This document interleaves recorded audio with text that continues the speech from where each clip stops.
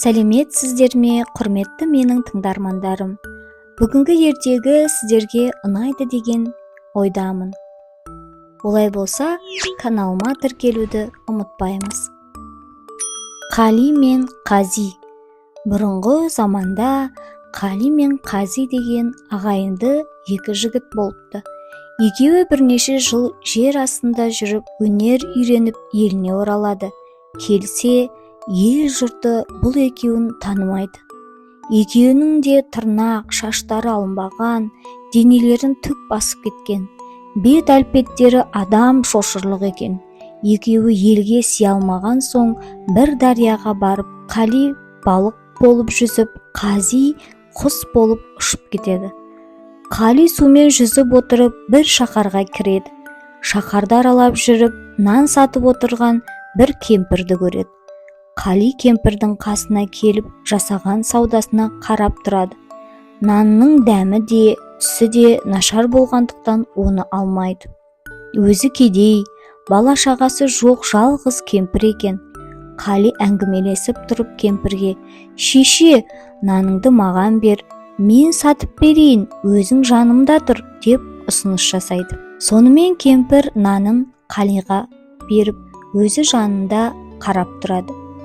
Қали жер астында оқыған өнер ғылымын қолданып, нанды әппақ, тәп-тәтті қып жібереді. Базарда осы наннан артық нан болмай, бүкіл жұрт осы нанды алады.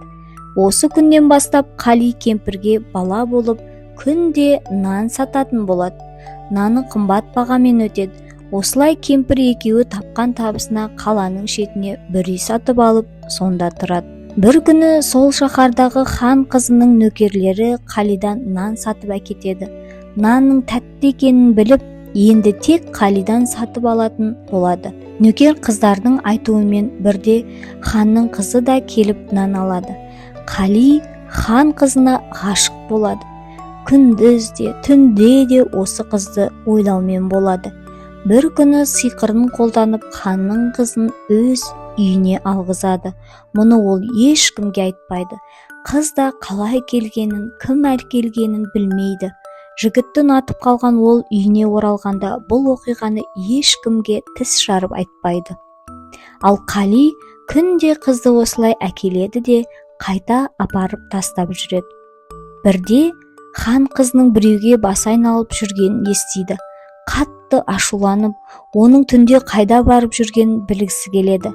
Қызын шақырып алып: "Қызым, келесі жолы барған үйіңе кебісіңді көрсетпей тастап кет, оны өзің ғана біл", дейді. Қыз екінші барғанда кебісін сол үйдің бір жеріне тығып кетеді. Оны Қали біліп қояды. Ертесіне тұра сала сиқырлық жасап, үй сайын сондай кебіс қояды. Ал хан қызының қасына уәзірін қосып, кебіс қалған үйді іздеуге жібереді. Бірақ олар үй сайын сондай кебіс табады да, кімнің қызды алып кетіп жүргенін білмейді. Келесі жолы хан қызына: "Барған үйіңнің қақпасын бояп кет", дейді. Қыз бұл жолы үйдің қақпасын бояп кетеді. Қали ертеңіне бүкіл шаһар үйлерінің өз қақпасындай етіп бояп жібереді. Хан бұл жолы да қай үй екенін таба алмайды. Айласы таусылған хан енді халқына: "80 кез жерге жамбы қадалады, соны кім атып түсірсе, соған қызымды беремін. Атам деп тигізе алмаса, басын аламын", деп жар салады. Ханның жарлығын естіп, бүкіл жұрт жиналады. Бірақ 80 кез жердегі жамбыны атып түсіруге ешкімнің батылы бармайды. Тек Қали ғана ортаға шығып, садағымен жамбыны атып түсіреді. Хан уәдесі бойынша қызын Қалиға қосады. Бұл осымен тұра тұрсын, енді Қазиға келейік. Қази сол кеткеннен мол кетіп, бір елдегі ханның қолына барады. Өзінің үйренген ілімімен ханға жағып, ханның жауларын жеңіп отырады. Күндердің бір күні сол хан мен Қалидің қайын атасы жауласады. Үлкен соғыс болады. Бір кезде бірнеше мың әскермен Қази келеді. Оның алдынан бірнеше мың әскермен Қали шығады. Екеуі бірін-бірі танымай әбден соғысады. ұзақ уақыт шайқасып бірін-бірі жеңе алмайды.